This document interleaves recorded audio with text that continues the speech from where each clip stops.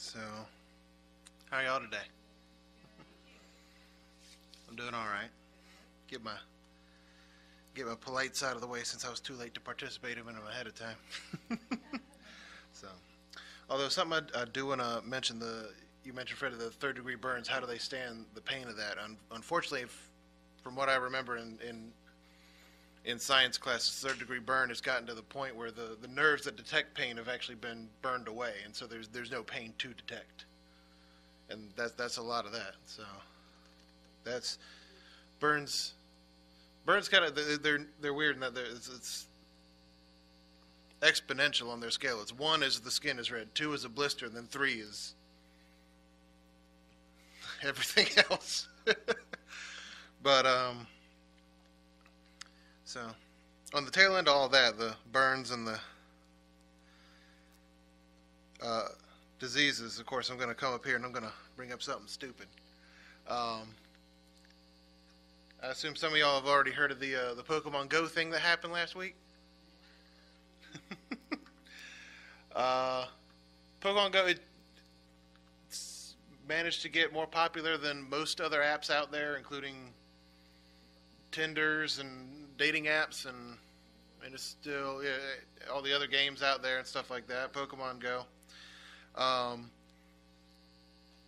Really just widespread, and it's nuts, and it's been all over the news all week. Probably some of the news media has been reacting to it too much, but a lot of fake stories about people dying having played the game have come out and then immediately debunked. But so it's an interesting thing, though, for me. I've heard a lot of stories this week talking about it. I mean, it's only been about a week and a half since it actually got out there. There was the story of the one girl who went down to, of course, to catch everyone, I guess, on the Pokemon Go, based on the old Pokemon franchise that launched in the 90s. It's a game where you actually use your smartphone, you walk around, you actually try to find the monsters that are on the game. It's called geotagging, where these things are actually kept track of on servers, and when you get close enough to a monster, it'll show up on your phone. You throw a ball at it, and it catches it. And then you meet up with other people at gyms that are actual locations in the world based on, again, just tracking where people like to gather. And then you train them against each other and fight them, and that's most of the game. So the game launched, and this one girl went down to try to catch some water Pokemon at the river and accidentally found a dead body. That's one story that's come up out of this. Someone decided to mock the Westboro Baptist Church because that church is a gym.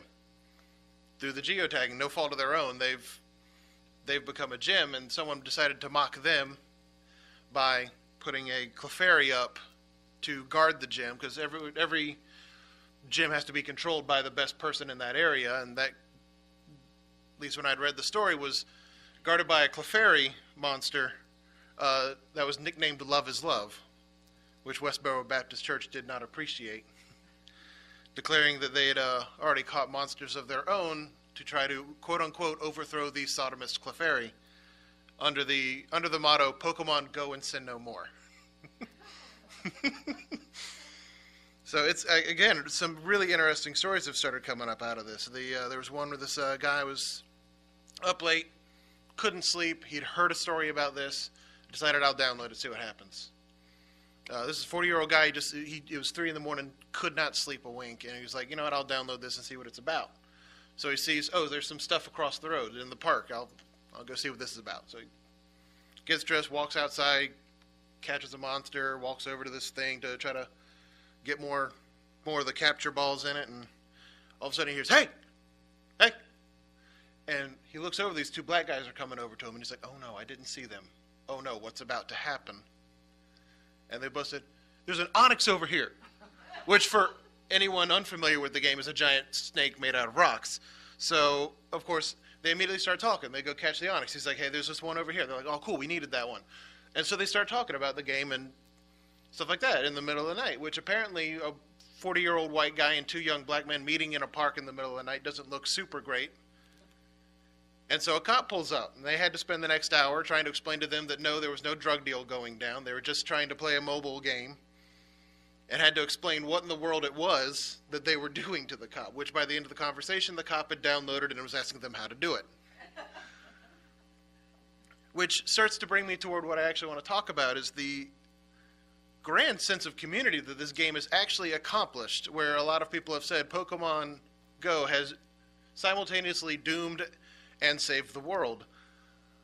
In so much as that there are people that haven't met each other, and all of a sudden people are friends.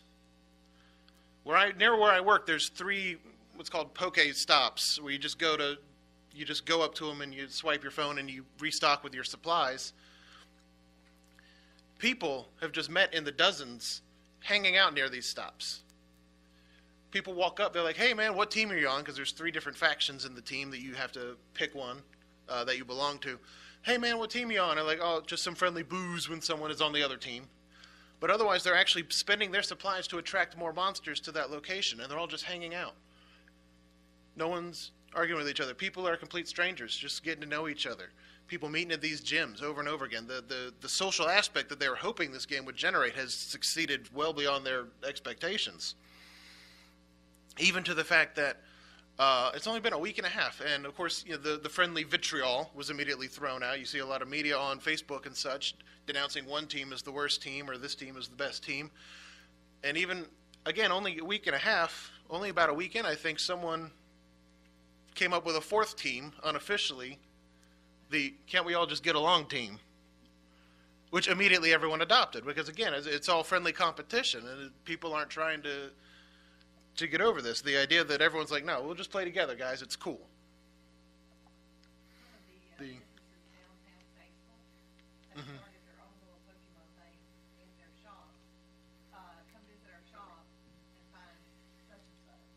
People are putting up ads. Some are putting up signs on their front door like Pokemon are for paying customers only, because they're tired of people walking in just to go catch something and walk out.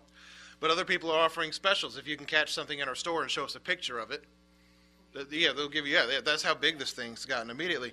But again, this sense of community that has immediately sprung up in people. Driving through downtown in Lancaster, even downtown Little Lancaster, through the downtown strip there, you'll see people just walking in droves. We got out and stopped to talk to them, and they didn't know each other. They only met each other that night. Different teams, they're over walking around, catching the same monsters. Again, spending their resources so that other people can also catch more monsters.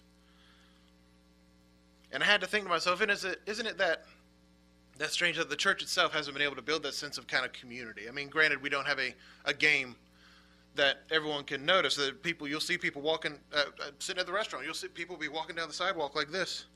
And you'll see 2 guys walk in different directions, but all of a sudden stop, turn the same way and go. And then they see each other.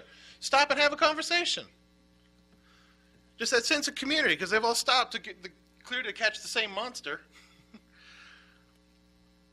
That sense of community, the idea of acceptance, where, even in the church, we've got these factions, but no one's made that 4th alliance in the church. That we've got, Living wants to hang out over here, and then, of course, Philadelphia wants to hang out over here and such like that. But again, we don't have that sort of, I think I said this when I was talking about game compulsion, of which this is really compulsive. But clearly the idea that real life is rarely as rewarding as the games are, where there's nothing to immediately reward you for all your hard work. And at the end of the day, we have to be focused more on what's in the next world, because that's where all our reward will be. Well, he's here to provide us, like the sparrow before that I know I've mentioned. He's going to take care of us. There's rewards here on this earth. Vanity of vanity, everything that we work on in this world will eventually pass away, but it's all here for our own good measure. There in Ecclesiastes, as Solomon said, and he had the money to spend to try all the things. And he was like, yeah, I've tried all the stuff, and I've gotten all this stuff. And it was like, none of it matters. No amount of, if it'd been around at his time, Pokemon he could have caught would have brought him any happiness. It's all vanity, but it's all for us to enjoy while we're here. Because at the end of the day, the real reward is in the next world. But that's, unfortunately, what has drawn the world to such things like Pokemon Go, these rewards. I spent just about all the lunch period at work talking to the other waitress there at lunch during the lunch shift. She just had a slew of questions all of a sudden, talking about the nature of death and angels and devils and the end times. And all through the conversation,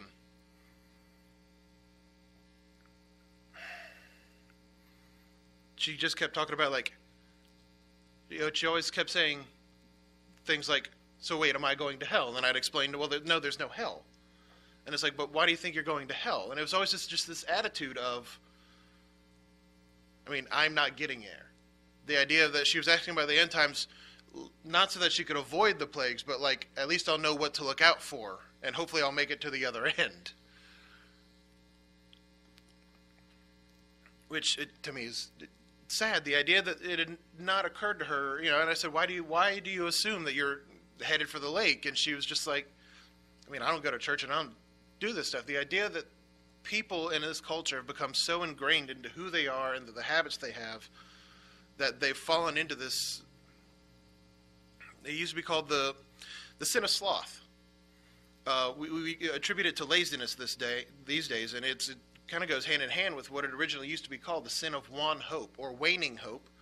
The idea of losing your faith in salvation, the idea that you can't be saved, that the idea that people even that believe in it can't turn around enough, that our society has gotten that depraved that there's no hope, there's no salvation. The president, I recently read an article, the president was talking about Beyonce being a role model, and he's glad his daughters listen to her music. Meanwhile,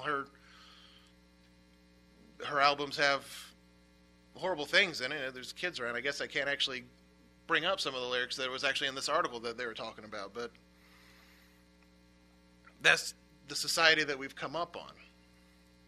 And the only one verse I wanted to really bring up, 1 John 2, I'll go ahead and read it to you, verse 15 to 17. Love not the world, neither the things that are in the world. If any man love the world, the love of the Father is not in him. For all that is in the world, the lust of the flesh and the lust of the eyes and the pride of life is not the Father, but is of the world.